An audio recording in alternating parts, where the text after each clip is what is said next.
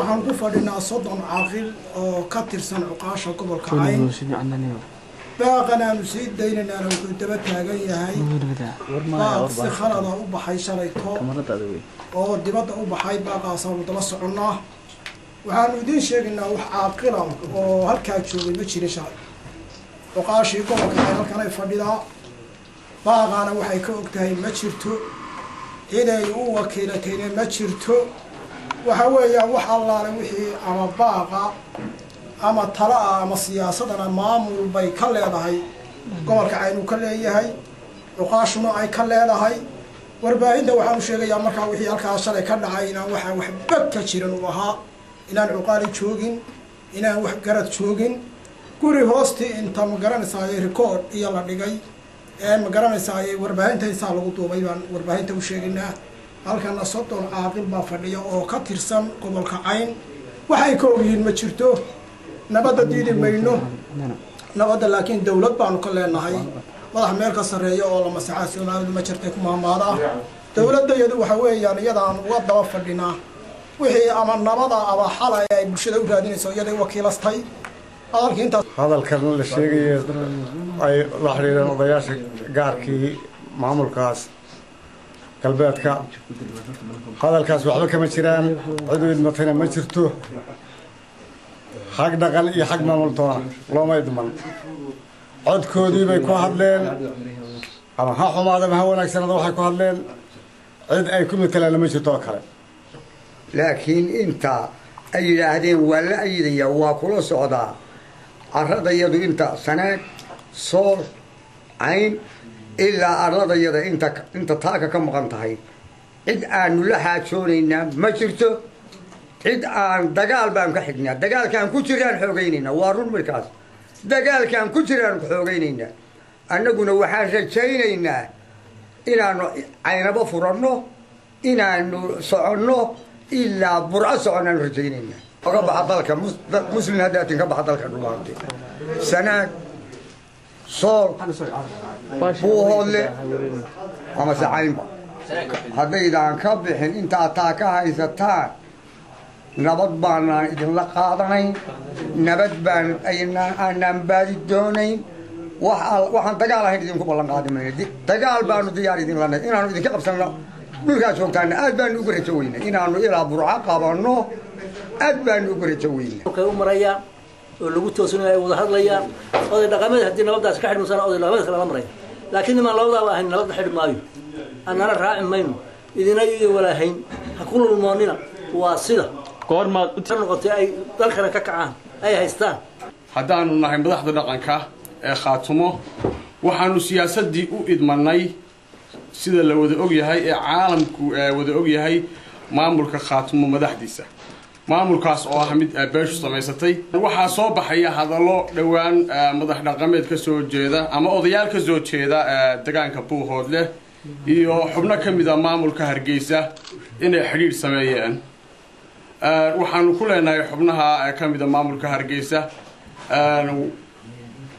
maydan abaarin maxaa la yiraahdaa xaqiiqda nabaduna waxay ku imaanaysaa waa la og yahay waxay ku imaanaysaa nabadu dhulka aad haysataan ee ka tirsan sool ee ka tirsan Buuhoodle ee aad baadilka ku haysataan oo aad faaruqisaan oo aad dadka u banaysaan biyaha iyo dhulka aad ka haysataan bay nabadu ku imaanaysaa waxaanu mar labaad cadeynaynaa in madax dhaqameedku ay hayaan hawshii dhaqanka oo aanu ku agnahay hawsha dhaqanka wixii siyaasadana ay madaxda maamulka Khaatumo mas'uul ka tahay oo hawsha saa loo kala saaray wassalaamu calaykum marka labaysta waxaan salaamayaa ummadda u dhalatay deegaamada sool sanaag iyo Cayn ee reer Khaatumo baan mar labaad salaamaya haddii aan bilaabo hadalkayga ujeedkiisa iyo nuxurkiisa oo ku saabsan xiriirkii ay wada yeesheen wasiirka arrimaha gudaha taliska Siilaanyo iyo odayaal dhaqameed deegaankan ah waxaan sheegayaa inay arrintaasi ahayd arrin qaldan wasiir haddii ay leeyihiin Somaliland wasiir baanu ka leenahay haddii ay madaxweyne leeyihiinna madaxweynaanu ka leenahay haddii ay oday dhaqameed leeyihiinna oday dhaqameed baanu ka leenahay waxaanu aad iyo aad u cambaaraynaynaa kuwa baaqaa jeediyey هتجين هرجيسة يبرعو waxaanu leenahay baaqaad jeediseen aad baanu idinku cambaareen kuwiina Soomaaliland qaatayna waad qaadateen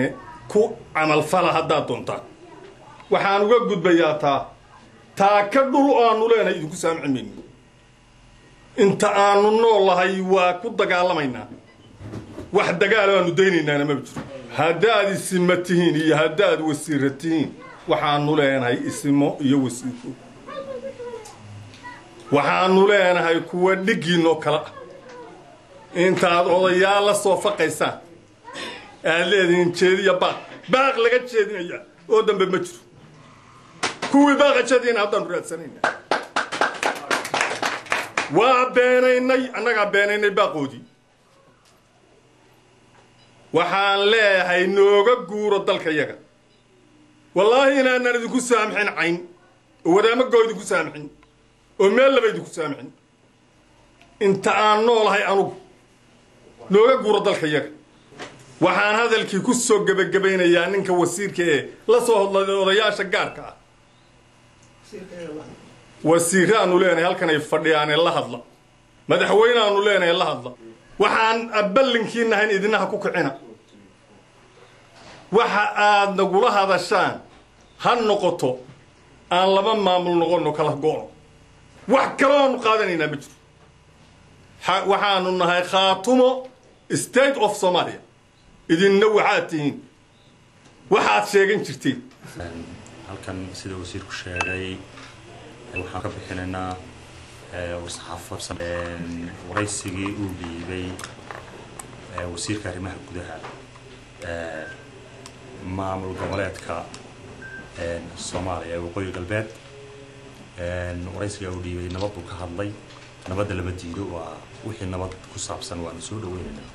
anagu maamulka khaatumo laakiin waxay u baahan tahay in la soo maro wadadii ay lahayd aan laga leexanin in lala soo xiriiro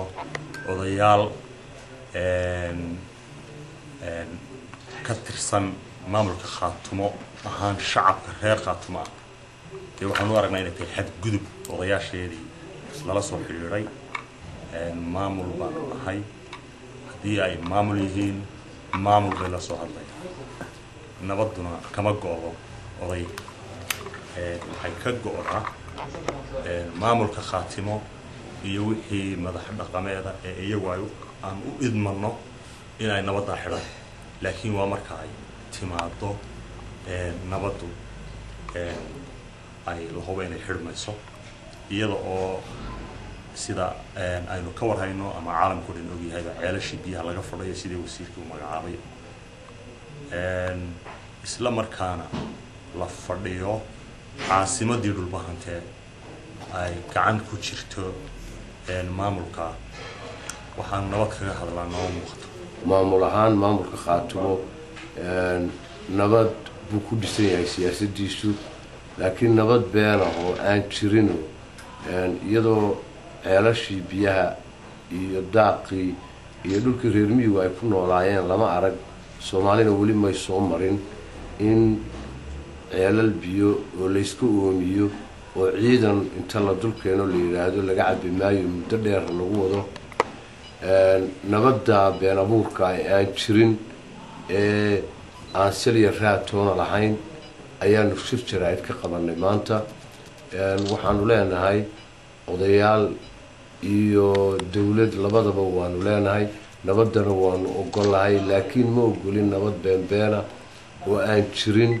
oo iyadoo dalkii la haysto dadkii la xasuuqayo haddana afka laga leeyahay afka baarkeeda inaanay waxba ka jirin odayaal la saban karo maanta oo lala dhuuman karo oo la xadi karaana aanay jirin taasaanu shirka jaraa'id ka qabanay waanu ka hadlaynaa